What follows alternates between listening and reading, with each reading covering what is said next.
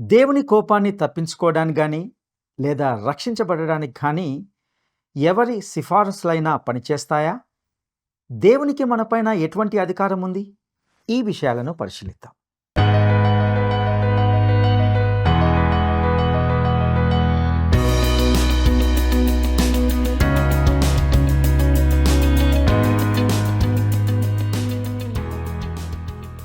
ప్రియమైన మిత్రులారా, మరొకసారి మిమ్మల్ని అందరినీ ప్రేమధార కార్యక్రమానికి సాదరంగా ఆహ్వానిస్తున్నాం.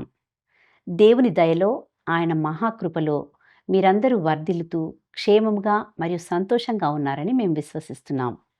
ఈ కార్యక్రమంలో మీ ఆధ్యాత్మిక జీవితాలకు మేలుకరంగా ఉంటున్నాయని, అందరి సత్యాలు మీ జీవితాలను రూపాంతరం చెందే విధంగా చేస్తున్నాయని విశ్వసిస్తున్నాం. ఈనాటి పాఠంలో దేవుని యొక్క తీర్పు ఎలాంటి పరిస్థితుల్లో తప్పనిసరిగా అమలవుతుంది, సృష్టికర్తగా దేవుడు ఏమయ్యున్నాడు అనే విషయాలను గూర్చి శ్రద్ధగా విందామా?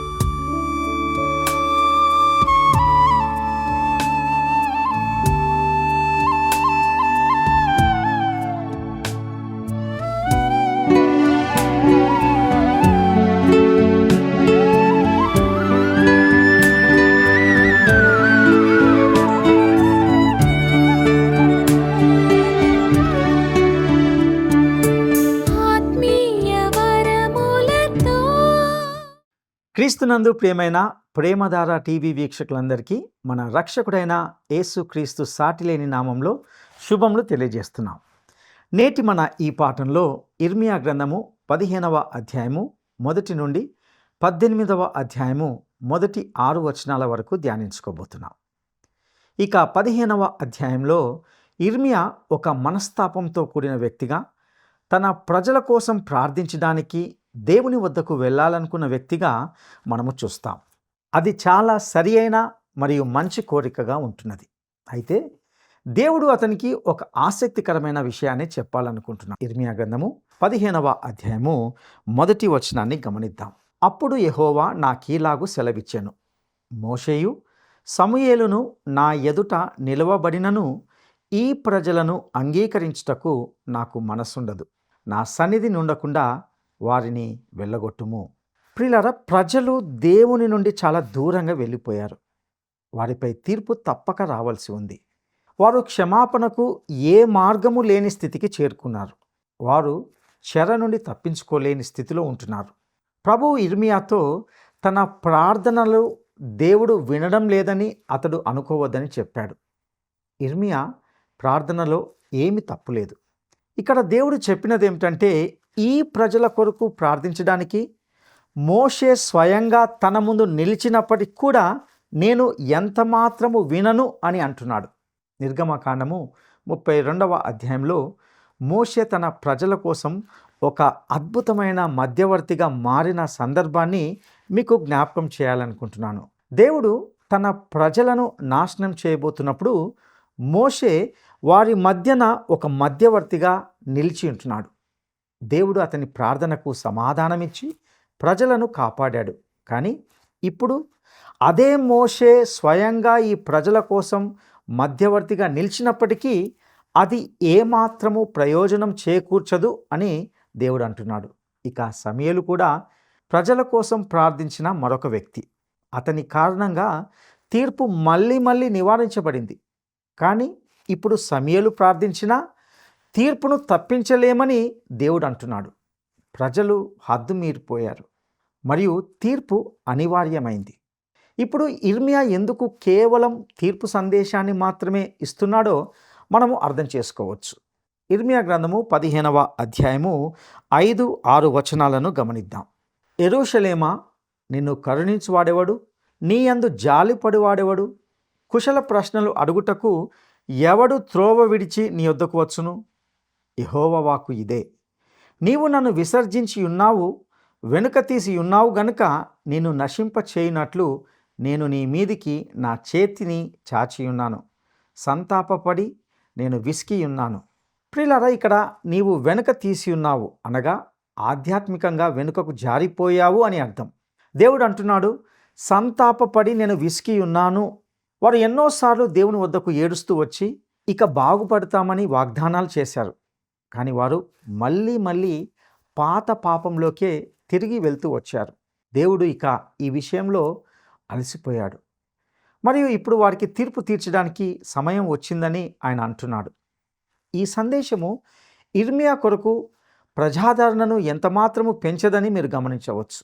రాజైన యోషియా అతని మిత్రుడు, కానీ రాజైన యెహోయాకీము కాదు. యెహోయాకీము ఒక దుష్టుడు. ఇర్మియా యెహోయాకీముకు ఒక తైలంలో పడ్డ ఈగలా ఉన్నాడు. అతడు ఇర్మియాను కేవలము ఇబ్బంది కలిగించేవాడిగా భావించాడు.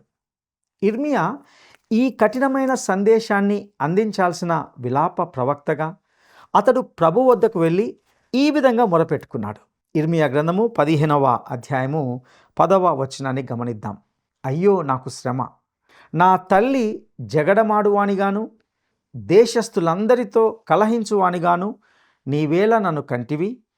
వడ్డీకి నేను బదులియలేదు, వారు నాకు బదులిచ్చినా వారు కారు, అయినను వారందరూ నన్ను శపించుచున్నారు. ఇక్కడ ఇర్మియా అంటున్నాడు, ఎవరు నన్ను ఇష్టపడరు? నేను ఎవరికి డబ్బును వడ్డీకి ఇవ్వను లేదా తీసుకోను, అయినప్పటికీ అందరూ నన్ను శపిస్తున్నారు అని అంటున్నాడు.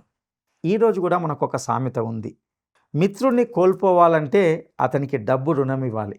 డబ్బు అప్పుగా ఇవ్వడం ద్వారా మంచి మిత్రుల మధ్య ఎలాంటి విభేదాలు వస్తాయో అది ఒక మంచి స్నేహాన్ని ముగించి అది వారి బంధాన్ని చిన్నభిన్నం ఎలా చేస్తుందో మనకు తెలుసు.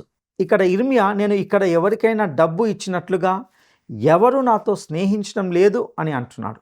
ఈ కఠినమైన సమయంలో ఇర్మియా దేవుని వాక్యం వైపు తిరిగాడు. ప్రియులారా, ఒక్క విషయాన్ని గుర్తు చేసుకోండి. యెహోవా ధర్మశాస్త్రం దేవాలయంలో కనుగొనబడిందని మరియు ఇప్పుడు అది అతనికి అందుబాటులో ఉంది. ఇది కేవలము ఇర్మియాకు మాత్రమే కాదు, మనందరికీ వర్తిస్తుంది. అదేమిటంటే, మనకు ఎదురయ్యే అనేక రకాలైన కష్ట సమయాల్లో, కఠిన సమయాల్లో దేవుని వైపు లేదా ఆయన వాక్యము వైపు తిరగడం ఎంతో శ్రేయస్కరం. నీ వాక్యము నన్ను బ్రతికించి ఉన్నది, బాధలో ఇదే నాకు నెమ్మది కలిగించుచున్నది అని కీర్తనకారుడు 119:50 చెప్పాడు. ఇర్మియా గ్రంథము 15వ అధ్యాయము 16వ వచనాన్ని గమనిద్దాం. నీ మాటలు నాకు దొరకగా నేను వాటిని భుజించితిని. సైన్యములకు అధిపతియగు యెహోవా, దేవా, నీ పేరు నాకు పెట్టబడిన గనుక నీ మాటలు నాకు సంతోషమును నా హృదయమునకు ఆనందమును కలుగజేయుచున్నవి. ప్రియులారా, ఇర్మియా దేవుని వాక్యములో తన ఓదార్పును కనుగొన్నాడు. అతడు దానిని ఆరగించి జీర్ణించుకున్నాడు మరియు అది అతనిలో భాగమైపోయింది. ఈరోజు మనము దేవుని వాక్యంలోనికి ఎంతగా లోతుగా ప్రవేశించాల్సిన అవసరం ఉందో గ్రహించాలి. దేవుని వాక్యం అనేది ఏవో కొన్ని నియమాల కొరకు, పైపైన జ్ఞానం కొరకు, లేదా జీవితంలోని కొన్ని దశల్లో మార్గదర్శకత్వం కొరకు మాత్రమే మనకు అవసరం కాదు. కానీ అది మన అస్తిత్వంలో భాగమయ్యేలా మనము దానిని జీర్ణించుకోవాలి. అది ఇర్మియాకు ఇచ్చినట్లుగా మన హృదయానికి ఆనందాన్ని, సంతోషాన్ని తెస్తుంది. దేవుని యొక్క వాక్యం మాత్రమే ఇలా చేయగలదు. ప్రియులారా, దేవుడు ఈరోజు కూడా తన వాక్యాన్ని ఉపయోగిస్తున్నాడు. దేవుని యొక్క వాక్యము ఎంతో ముఖ్యమైనది. ఇర్మియా నిజంగా కష్టాల్లో ఉన్నాడు. అతని స్వగ్రామం అతన్ని తిరస్కరించి వదిలేసిందని గుర్తుంచుకోండి. అతని సొంత కుటుంబం కూడా అతన్ని త్యజించింది. అతని జీవితం నిజంగా ప్రమాదంలో ఉంది. ఇక ఇర్మియా గ్రంథము 15వ అధ్యాయము 20-21 వచనాలను గమనిద్దాం. అప్పుడు నిన్ను, ఈ ప్రజలను పడగొట్టజాలని ఇత్తడి ప్రాకారముగా నేను నిన్ను నియమించదను. నిన్ను రక్షించుటకును నిన్ను విడిపించుటకును నేను నీకు తోడయుందును గనుక వారు నీ మీద యుద్ధం చేయుదురు గాని నిన్ను జయించకపోదురని యెహోవా సెలవిచ్చుచున్నాడు. దుష్టుల చేతిలో నుండి నిన్ను విడిపించెదను, బలాత్కారుల చేతిలో నుండి నిన్ను విమోచించెదను. ప్రియులారా, దేవుడు ఇర్మియాతో అంటున్నాడు, నీవు కేవలము యుద్ధరంగంలో నిలువు, నేను నిన్ను కాపాడుతాను. ఇక 16వ అధ్యాయంలోనికి వస్తున్నాం. రోజులు ఇంకా కఠినమవుతున్నాయి. యూదా రాజ్యం తన నాశనానికి చివరి అంచుల్లోకి చేరుకుంటుంది. బహుశా ఇది యెరూషలేము నాశనానికి 10 ఏళ్లలోపు జరిగిన సమయం. ఇర్మియా గ్రంథము 16వ అధ్యాయము 1-4 వచనాలను గమనిద్దాం. మరియు యెహోవా వాక్కు నాకు ప్రత్యక్షమై ఈలాగు సెలవిచ్చెను. ఈ స్థలమందు నీకు కుమారులైనను కుమార్తెలైనను పుట్టకుండునట్లు నీవు వివాహం చేసుకొనకూడదు. ఈ స్థలమందు పుట్టు కుమారులను గూర్చియు కుమార్తెలను గూర్చియు వారిని కనిన తల్లులను గూర్చియు ఈ దేశంలో వారిని కనిన తండ్రులను గూర్చియు యెహోవా ఈలాగు సెలవిచ్చుచున్నాడు. వారు ఘోరమైన మరణం నొందెదరు. వారిని గూర్చి రోదనము చేయబడదు. వారు పాతి పెట్టబడక భూమి మీద పెంటవలె పడి ఉండెదరు. వారు ఖడ్గం చేతను క్షామము చేతను నశించెదరు. వారి శవములు ఆకాశ పక్షులకును భూజంతువులకును ఆహారంగా ఉండును. ప్రియులారా, దేవుడు ఇర్మియాకు రాబోయే భయంకరమైన విషయాలను వెల్లడించినట్లుగా చూస్తాం. దేవుడు అతనికి వివాహం చేసుకోకూడదని చెప్పాడు. ఇందుకు గల కారణం స్పష్టంగా ఉంది. మీరు బబులోను చెర తర్వాత రచించబడిన కీర్తన గ్రంథము 137ను తెరిస్తే పిల్లలు ఎలాంటి దుర్భర గతిని అనుభవించారో మీరు గమనిస్తారు. చివరి 2 వచనాల్లో బబులోను నాశనం చేయబడుతుందని మరియు యూదాకు చేసినట్లుగానే దానికి చేస్తారని ఉంది. ఒకసారి గమనిద్దాం. కీర్తనల గ్రంథము 137, 8, 9 వచనాలు. పాడు చేయబడబోవు బబులోను కుమారి, నీవు మాకు చేసిన క్రియలను బట్టి నీకు ప్రతీకారం చేయువాడు ధన్యుడు. నీ పసిపిల్లలను పట్టుకొని వారిని బండకు వేసి కొట్టువాడు ధన్యుడు. నెబుకద్నెజరు యెరూషలేమును స్వాధీనం చేసుకున్నప్పుడు జయించిన వారు చిన్న పిల్లలను పట్టుకొని వారి తలలను రాళ్లకు కొట్టి చంపారు. దేవుడు ఇర్మియాను ఈ వేదన నుండి కాపాడాలని కోరుకున్నాడు. అందుకే అతడు వివాహం చేసుకోకూడదని ఆజ్ఞాపించాడు. కొన్ని పరిస్థితుల్లో ఈ ప్రపంచంలోకి పిల్లలు రాకపోవడమే ఉత్తమం అనిపిస్తుంటుంది. మనము నేటి కాలంలో జీవించే పిల్లలను గురించి కొన్నిసార్లు ఆలోచిస్తే మన హృదయము కరిగిపోతుంది. వారి పరిస్థితులను చూస్తున్నప్పుడు మనకు కన్నీళ్లు వస్తాయి. వారు చాలా భయంకరమైన కాలంలో తమ జీవితాలను గడపవలసి రావచ్చు. కాబట్టి మనము వారి కోసం ప్రార్థిస్తూ ప్రభువు వారిని కాపాడాలని అడుగుదాం. ఇందుకు సంబంధించి ఇంకా చాలా చెప్పాల్సి ఉంది. కొన్ని సమయాల్లో పిల్లలు పుట్టకపోవడమే మంచిది. ఇక ఒక ప్రకాశవంతమైన విషయాన్ని గమనిద్దాం. ఇర్మియా గ్రంథము 16వ అధ్యాయము 14-15 వచనాలను గమనిద్దాం. యెహోవా సెలవిచ్చు మాట ఏదనగా, నేను వారి పితరులకిచ్చిన దేశంనకు వారిని మరలా రప్పించెదను గనుక రాబోవు దినములలో ఐగుప్తు దేశంలో నుండి ఇశ్రాయేలీలను రప్పించిన యెహోవా జీవము తోడని ఇక మీదట అనక, ఉత్తర దేశంలో నుండి ఆయన వారిని తరిమిన దేశంలన్నిటిలో నుండి ఇశ్రాయేలీలను రప్పించిన యెహోవా జీవము తోడని జనులు ప్రమాణం చేయుదురు. ప్రియులారా, యూదా చరిత్రలోని ఈ చీకటి క్షణంలో దేవుడు ఇర్మియాకు ఒక ప్రకాశవంతమైన భవిష్యత్తును చూపించాడు. ఇది ఎలా ఉందంటే, అతడు భవిష్యత్తు యొక్క చీకటి సొరంగం గుండా చూస్తూ అవతలి కొనవైపు వెలుగును చూశాడు. ఆసక్తికరమైన విషయం ఏమిటంటే, ప్రవక్తలందరూ తమ రచనల్లో ఇదే అంశము పునరావృతమవుతుండడం చూశారు. ఎంత చీకటి ఉన్నప్పటికీ ప్రవక్తలు రాబోయే ఆ వెలుగును చూడలేదు అనేది ఎప్పుడు జరగలేదు. రాత్రి ఎంత చీకటిగా ఉంటే వెలుగు అంత ప్రకాశవంతంగా కనిపించింది. దేవుడు వారిని చెర నుండి తిరిగి వారి స్వదేశానికి తీసుకువస్తానని చెప్పాడు. ఇక ఇర్మియా గ్రంథము 16వ అధ్యాయము 21వ వచనాన్ని గమనిద్దాం. కాబట్టి నా నామము యెహోవా అని వారు తెలుసుకున్నట్లు నేను ఈసారి వారికి అనుభవం కలగజేతును. నా బలమును నా శౌర్యమును ఎంతటివో వారికి తెలియజేతును. దేవుడు ఈ ప్రపంచానికి ఆయనే ప్రభువు అని నేర్పవలసి ఉంటున్నది. ఈ లోకంలో దేవుడు ఉన్నాడని అనుకోవట్లేదు. దేవుడు లేడని బుద్ధిహీనులు తమ హృదయంలో అనుకుంటారు అని కీర్తన 14:1లో మనం గమనిస్తాం. కానీ ఆయన తనను తాను తెలియపరుచుకున్నప్పుడు అది చాలా ప్రభావవంతంగా ఉంటుందని మనము భయపడాలి. ఇప్పుడు ఇర్మియా గ్రంథము 17వ అధ్యాయంలోనికి వస్తుంటున్నాం. మొదటి 2 వచనాలను గమనిద్దాం. వారి కుమారులు తాము కట్టిన బలిపీఠములను, ప్రతి పచ్చని చెట్టు క్రిందనున్న దేవతా స్తంభములను జ్ఞాపకం చేసుకొంచుండగా, యూదా పాపము ఇనుప ఘంటముతో వ్రాయబడి ఉన్నది, అది వజ్రపు మొనతో లిఖింపబడి ఉన్నది, మీ బలిపీఠముల కొమ్ముల మీదను చెక్కబడి ఉన్నది. ప్రియులారా, గమనించారా? వారు చేసిన ప్రతి పనిలో దుష్టత్వం ఉంది. అది వారి మతంలోకి కూడా ప్రవేశించింది. ఇక ఇర్మియా గ్రంథము 17వ అధ్యాయము 5వ వచనాన్ని గమనిద్దాం. యెహోవా ఈలాగు సెలవిచ్చుచున్నాడు, నరులను ఆశ్రయించి శరీరులను తనకు ఆధారముగా చేసుకొనుచు తన హృదయమును యెహోవా మీద నుండి తొలగించుకునివాడు శాపగ్రస్తుడు. ఈరోజు మనము ఈ మాటలను ఒక నినాదంగా పెట్టుకోవడం మంచిది. కొన్నిసార్లు మనము ప్రపంచ సమస్యలను పరిష్కరించడానికి కొంతమంది వ్యక్తులు లేదా రాజకీయ పార్టీల మీద ఆధారపడతాం. మనము మనుషుల మీద మరియు మనుషులు చేసే పనుల మీద నమ్మకం ఉంచినట్లయితే మనము శపించబడిన వారం అవుతాం. ఇది దేవుడి మీద భారం ఉంచే సమయం. ఇది మనము ఆయనను ఆశ్రయించాల్సిన సమయం. ఇక ఇర్మియా గ్రంథము 17వ అధ్యాయము 7వ వచనాన్ని గమనిద్దాం.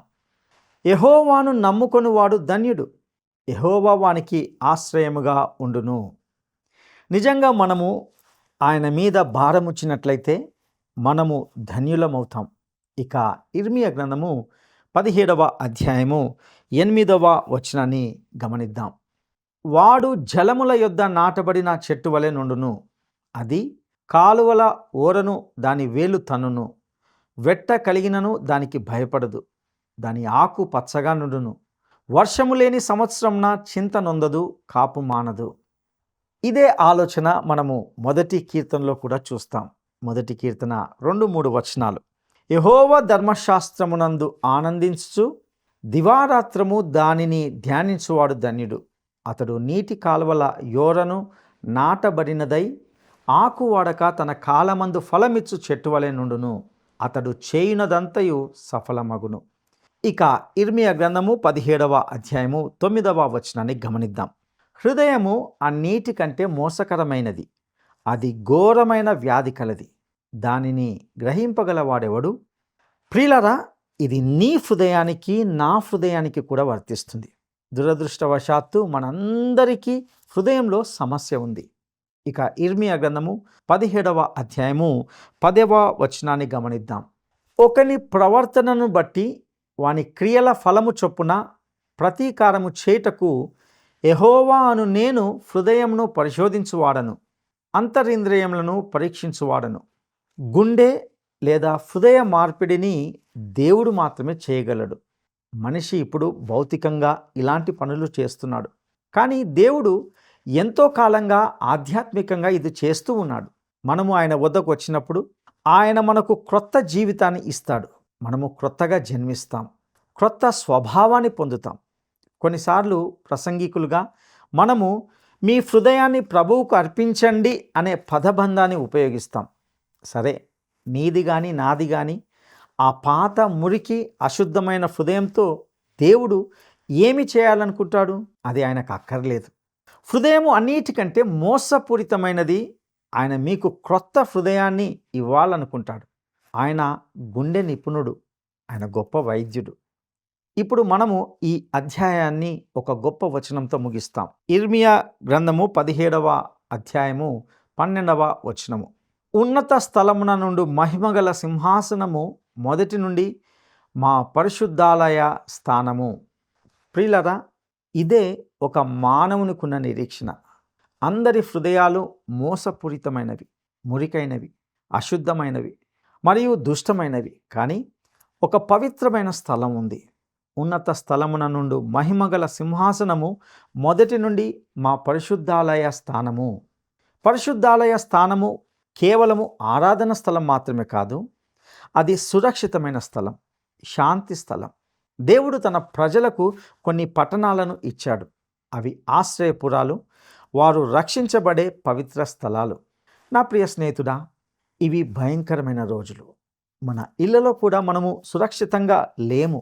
మనము సురక్షితంగా ఉండడానికి ఎక్కడికి వెళ్ళగలం? ఒక పవిత్ర స్థలం ఉంది. అది మన దేవుని ఉన్నత సింహాసనం. అదే నీవు నేను వెళ్ళగల స్థలం. మరియు ఆయన మనల్ని రమ్మని ఆహ్వానిస్తున్నాడు. హెబ్రీలకు రాసిన పత్రిక 10వ అధ్యాయము 19 నుండి 22 వచనాలను గమనిద్దాం. సహోదరులారా, యేసు మన కొరకు ప్రతిష్ఠించిన మార్గమున, అనగా నూతనమైనదియు జీవం గలదియు ఆయన శరీరము అను తెర ద్వారా ఏర్పరచబడినదియునైన మార్గమున ఆయన రక్తము వలన పరిశుద్ధ స్థలమునందు ప్రవేశించుటకు మనకు ధైర్యము కలిగి ఉన్నది గనుకను, దేవుని ఇంటిపైన మనకు గొప్ప యాజకుడున్నాడు గనుకను మనము దేవుని సన్నిధానమునకు చేరుదము. ప్రియులారా, ఇప్పుడు 18వ అధ్యాయంలోనికి వస్తున్నాం. మనము ఇర్మియాతో కలిసి కుమ్మరి ఇంటికి వెళ్దాం. పాపములో అధునాతనులైన మరియు కఠిన హృదయులైన వారికి దేవుని వాక్యాన్ని వినిపించడం కష్టం. కాబట్టి దేవుడు యూదా దేశానికి, నీకు నాకు ఇక్కడ ఒక వస్తు పాఠాన్ని ఇస్తున్నాడు. ఇర్మియా గ్రంథము 18వ అధ్యాయము 1 నుండి 6 వచనాలను గమనిద్దాం. యెహోవా యొద్ద నుండి ఇర్మియాకు ప్రత్యక్షమైన వాక్కు.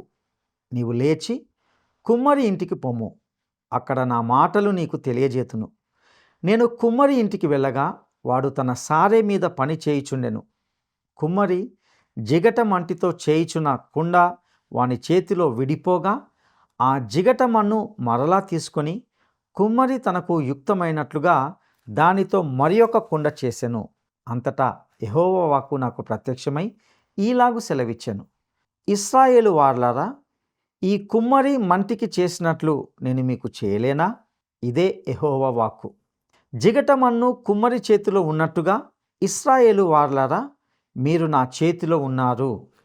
ఒకసారి ఒక సేవకుడు కుమ్మరి పనిని అర్థం చేసుకోవడానికి తన స్నేహితులతో కలిసి కుండలు, పాత్రలు తయారు చేసే ఫ్యాక్టరీకి వెళ్ళాడు. ఆ ఫ్యాక్టరీ వెనుక భాగంలో వికారమైన, ఆకారం లేని, జిగటగా ఉన్న ఒక మట్టి పాత్ర ఉండడాన్ని ఆయన గమనించాడు. అది అతనికి నిరాశజనకంగానూ కనిపించింది. ఫ్యాక్టరీ ముందు భాగంలో వారు ఒక ప్రదర్శన గది ఉంచారు. మరియు ఆ గదిలో అతడు ఇంతకుముందు చూడని అతి సుందరమైన పాత్రలు ఉంటున్నాయి. తర్వాత వారు ఫ్యాక్టరీ లోపలికి వెళ్ళారు. అక్కడ అనేక కుమ్మరులు పనిచేస్తున్నట్టు చూశారు. అక్కడ వారు విద్యుత్ చక్రాల ముందు వంగి పనిచేస్తున్నారు.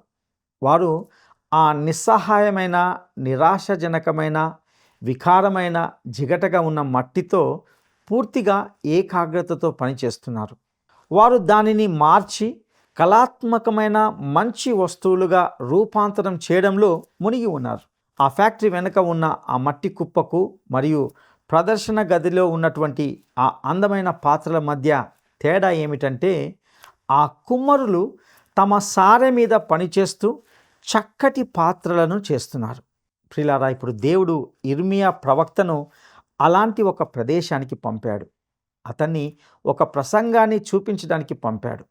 వాస్తవానికి ఇది చాలా సరళమైన ప్రసంగం. ఇర్మియా మనకు ఇచ్చిన ఈ అద్భుతమైన సజీవ ఉపమానం గుర్తించడం చాలా సులభం. కుమ్మరిని గుర్తించడంలో మనకు ఎటువంటి కష్టం లేదు, మరియు మట్టిని గుర్తించడంలో కూడా ఎటువంటి కష్టం లేదు. వాస్తవానికి దేవుడే దానిని మన కోసం చేస్తున్నాడు. దేవుడే కుమ్మరి మరియు ఇశ్రాయేలు మట్టి. అలాగే సాధారణంగా మానవాళికి మరియు ప్రతి వ్యక్తికి వ్యక్తిగతంగా దీనిని అన్వయించడం కూడా చాలా సులభం. ప్రతి వ్యక్తి మట్టి అయి ఉన్నాడు. వ్యక్తిగతంగా చెప్పాలంటే నీవు నేను కూడా ఈరోజు కుమ్మరి సారెపై ఉన్న మట్టి. ఈ భూమిపై జీవించిన ప్రతి మనిషి కూడా మట్టిగానే ఉంటున్నాడు. కుమ్మరి మరియు మట్టి యొక్క ఈ ఉపమానం క్రొత్త నిబంధనలో కూడా కొనసాగుతుంది. పౌలు రోమీలకు రాసిన పత్రికలో అదే ఉపమానాన్ని ఉపయోగిస్తున్నాడు. రోమీలకు రాసిన పత్రిక 9వ అధ్యాయము 21వ వచనాన్ని గమనిద్దాం. ఒక్క ముద్దలో నుండియే ఒక ఘటము ఘనతకును ఒకటి ఘనహీనతకును చేయుటకు మంటి మీద కుమ్మరివానికి అధికారం లేదా? తర్వాత పౌలు ఈ అద్భుతమైన ఉపమానాన్ని మరొక కోణంలో తిమోతికి రాస్తూ ఇలా చెప్పాడు. 2వ తిమోతి పత్రిక 2వ అధ్యాయము 21వ వచనం. ఎవడైనను వీటిలో చేరక తన్ను తాను పవిత్రపరుచుకొనిన ఎడల వాడు పరిశుద్ధపరచబడి యజమానుడు వాడుకొనుటకు అర్హమై ప్రతి సత్కార్యమునకు సిద్ధపరచబడి ఘనత నిమిత్తమైన పాత్రయ్యై ఉండును.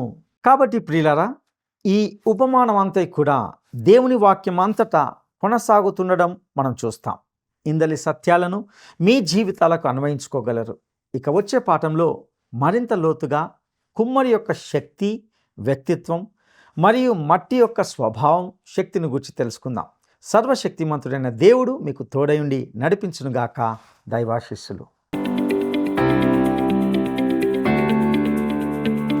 యూదా ప్రజల హృదయ కాఠిన్యాన్ని బట్టి యెహోవా దేవుడు ఏ ప్రవక్తలను పేర్కొంటూ వారు సహితము నా ఎదుట నిలువబడినను ఈ ప్రజలను అంగీకరించుటకు నాకు మనస్సుండదని చెప్పాడు. యూదా ప్రజల హృదయ కాఠిన్యాన్ని బట్టి యెహోవా దేవుడు ఏ ప్రవక్తలను పేర్కొంటూ వారు సహితం నా ఎదుట నిలువబడినను ఈ ప్రజలను అంగీకరించుటకు నాకు మనస్సుండదని చెప్పాడు. 1 ఏలియాయు ఎలిషాను, 2 మోషేయు సమూయేలును, 3 ఏషయాయు యెహెజ్కేలును. నేటి ఈ కార్యక్రమం మీ జీవితాలకు ఆశీర్వాదకరంగా ఉందని, ఇందలి సత్యాలు మీ హృదయాలకు హత్తుకునే విధంగా ఉన్నాయని నమ్ముతున్నాం. ఈ క్రమబద్ధమైన అధ్యయనానికి సంబంధించి కానీ, ఆధ్యాత్మిక జీవితానికి సంబంధించి కానీ ఏవైనా ప్రశ్నలు లేదా సందేహాలు లేక ప్రార్థన మనవులు ఉంటే దయచేసి తప్పనిసరిగా స్క్రీన్ మీద ఇవ్వబడిన ఫోన్ నంబర్ ద్వారా మమ్మల్ని సంప్రదించగలరని ఆశిస్తున్నాం. దేవుడు మీకు తోడయుండి నడిపించునుగాక. ఆమేన్. ఈ కార్యక్రమం మీకు నచ్చిందా?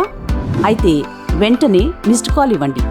బహుమతి పొందే విజేత మీరే కావచ్చు.